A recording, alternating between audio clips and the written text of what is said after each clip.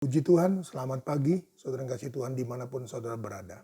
Kembali bersama dengan Pendeta Cornelius Abraham dalam GPDI VMM menyapa saudara dimanapun saudara berada.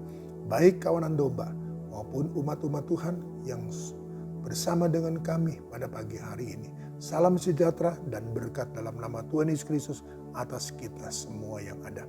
Tetap Ulangan pasal yang ke-6 ayatnya yang pertama. Inilah perintah, yakni ketetapan dan peraturan yang aku ajarkan kepadamu atas perintah Tuhan Allahmu untuk dilakukan di negeri kemana kamu pergi untuk mendudukinya. Supaya seumur hidupmu engkau dan anak cucumu takut akan Tuhan Allahmu dan berpegang pada segala ketetapan dan perintahnya yang kusampaikan kepadamu dan supaya lanjut umurmu. Saudara kasih Tuhan, kita sudah sering kali membaca ayat ini. Sering kali Tuhan ingatkan kita untuk kita merenungkan firman Allah, saudaraku, untuk kita hidup dalam peraturan, ketetapan, dan perintah Tuhan. Agar Tuhan apa yang menjadi bagian kita, saudaraku, Tuhan akan memberkati kita. Dan kalau Tuhan sudah memberkati kita, kita ingat juga ada perintah, ada ketetapan, dan ada peraturan. Jadi Tuhan, berkat itu jangan sampai mengubah kita. Berkat itu Tuhan menjadikan kita, saudaraku, lupa akan perintah Tuhan, saudara Tuhan. Dan ini sangat penting, saudaraku. Karena ini berkaitan dengan apa dikatakan ayat yang kedua bagian akhir. Supaya lanjut umurmu, maka dikatakan ayat 2 saya baca ulang. Supaya seumur hidupmu engkau dan anak cucumu takut akan Tuhan, saudara. Jadi Tuhan ingin bukan hanya kita yang saudara Tuhan yang menerima perintah, hukum dan ketetapan Tuhan, tetapi juga sampai kepada anak cucu kita, saudara Tuhan, kita harus menyampaikan kepada mereka, kita harus mengajarkan kepada mereka, kita harus, saudara Tuhan, menjadikan remah demi remah atas firman Allah yang menjadi bagian kita dan anak cucu kita. Nah, kita sudah pernah mendengarkan tentang Ayub, saudara. Nah, Ayub hari ini kita juga kembali membuka Ayub pasalnya yang pertama. Kita baca mulai ayat yang pertama. Ayub pasal 1 ayat 1. Ada seorang laki-laki di tanah Uz bernama Ayub. Orang itu saleh dan jujur, ia takut akan Allah dan menjauhi kejahatan. Ia mendapat 7 anak laki-laki dan 3 anak perempuan. Ia memiliki 7.000 ekor kambing domba, 3.000 ekor unta, 500 pasang lembu, 500 keledai betina, dan budak-budak dalam jumlah yang sangat besar. Sehingga orang itu adalah yang terkaya dari semua orang di sebelah timur. Anak-anak yang lelaki biasa mengadakan pesta di rumah mereka. Masing-masing menurut giliran dan ketiga saudara perempuan mereka diundang untuk makan dan minum bersama-sama mereka. Setiap kali, perhatikan, setiap kali apabila hari-hari pesta telah berlalu, Ayub memanggil mereka dan menguduskan mereka.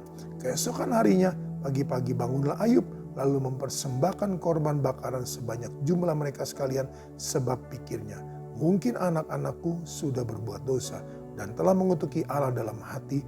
Demikianlah dilakukan Ayub senantiasa. Saudara kasih Tuhan, kita lihat, saudaraku. Ayub seorang yang diberkati. Ayub yang seorang yang takut akan Tuhan. Ayub seorang yang menjauhi kejahatan. Ayub seorang yang paling kaya, dikatakan terkaya dari semua orang di sebelah timur. Nah, saudara kasih Tuhan, tetapi kekayaan itu, saudara kasih Tuhan, membuat Ayub menganggap bahwa berkat itu daripada Tuhan dan akan dikembalikan kepada Tuhan, saudaraku. Tetapi caranya salah, saudaraku. Ulangan pasal 6 mengatakan perintah, ketetapan dan peraturan Tuhan harus kita sampaikan kepada anak-anak sampai cucu kita, saudaraku. Nah, Ayub tidak, saudaraku. Bahkan ketika anak-anaknya setelah selesai Tuhan mengadakan pesta, makan-makan dan minum anggur, di ayat yang kelima, setiap kali apabila hari-hari pesta telah berlalu, Ayub memanggil mereka dan menguduskan mereka. Saudara kasih Tuhan, dalam Yehezkiel pasal 18 dikatakan bahwa seorang yang makan mangga asam, saudaraku, dia yang akan giginya, saudara kasih Tuhan, menggemertap. Nah, artinya setiap orang yang berbuat dosa, saudaraku, maka dia harus menanggung dosa itu sendiri. Jadi dosa itu, saudaraku, tidak bisa dikuduskan oleh apapun, saudaraku. Nah, Ayub menguduskan anak-anak mereka, saudaraku. Dan pagi-pagi, saudara Tuhan, Ayub membakar korban, dikatakan bangun mempersembahkan korban bakaran sebanyak jumlah mereka sekalian. Sebab pikirnya, mungkin anak-anakku sudah berbuat dosa dan telah mengutuki Allah dalam hati. Demikianlah dilakukan Ayub senantiasa. Saudara kasih Tuhan, bukan bekal firman Allah, bukan bekal peraturan, bukan bekal ketetapan, bukan bekal hukum Tuhan yang disampaikan kepada anak-anak mereka, saudaraku. Tentunya saudara kasih Tuhan, anak-anak Ayub saudaraku merasa aman, merasa saudara kasih Tuhan tidak ada punishment yang akan mereka terima, tidak ada penghukuman Tuhan. Kenapa? Karena bapaknya sendiri, ayahnya sendiri menguduskan mereka dan mempersembahkan korban bakaran, korban penghapus dosa untuk 10 anak-anaknya itu, saudara. Apakah ini berkenan? Kita tahu kisahnya, saudaraku. Bagaimana iblis yang itu datang kepada Allah, saudaraku, dan Allah membuka selubung yang menutupi keluarga Ayub. Ayubnya tetap, saudara Tuhan, tetapi keluarganya, saudara Tuhan, anak-anaknya, saudaraku, harta bendanya semua tidak ada lagi. Dan saudara Tuhan, pelajaran yang indah bagi kita. Mari saudara Tuhan, berkat Tuhan kita patut kembalikan untuk Tuhan. Tetapi bukan caranya, saudaraku, kita berbuat untuk menghapuskan dosa, saudaraku, kita menguduskan anak-anak kita, saudaraku. Tidak. Tetapi berkat itu, saudara Tuhan, adalah ada hak Tuhan, ada hak kita, saudara Tuhan. Dan kalau kita, saudara Tuhan, mengembalikan milik Tuhan, saudaraku, maka berkat Tuhan akan melimpah bagi kita semua yang ada. Sekali lagi, saudara Tuhan, tanamkan, meteraikan firman ini dalam hidup kita, saudaraku. Hidup anak-anak kita sampai kepada anak cucu kita. Kita akan hidup takut akan Tuhan. Dalam nama Yesus. Terima kasih Tuhan Yesus, kembali Tuhan ingatkan kami bahwa hidup kami, Tuhan, harus mencerminkan orang-orang yang takut akan Tuhan.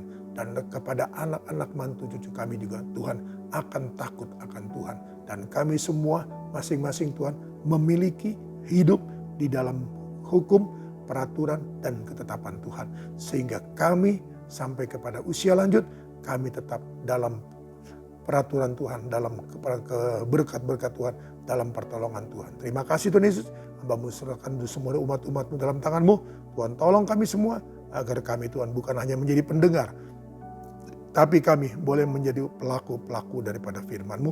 Dan nama Tuhan dipuji, diagungkan, dimuliakan. Sekali lagi berkati Tuhan umat-umat-Mu yang menjalankan aktivitas mereka, baik yang berusaha, baik yang berdagang, baik yang membuka toko maupun bekerja di perusahaan. Tuhan tolong mereka semua, tutup bungkus dan lindungi. Nama Tuhan dipuji, diagungkan, dimuliakan. Senantiasa hamba-Mu berdoa bagi umat-umat-Mu, anak-anak-Mu yang sekolah. Tuhan tetap tolong, berikan hikmat dan urapan-Mu dalam menjalankan semua ini. Yang kuliah dengan hikmat dan urapan yang sama, mereka akan terus menjalankan semuanya. Nama Tuhan dipuji, diagungkan, dimuliakan. Rumah tangga keluarga mereka diberkati, kehidupan mereka diberkati, kesehatan mereka diberkati. Terima kasih Tuhan Yesus, terima kasih. Segala puji, hormat, dan syukur hanya bagi Engkau. Dalam nama Tuhan Yesus Kristus. Haleluya. Amin. Tetap semangat, jangan kendor.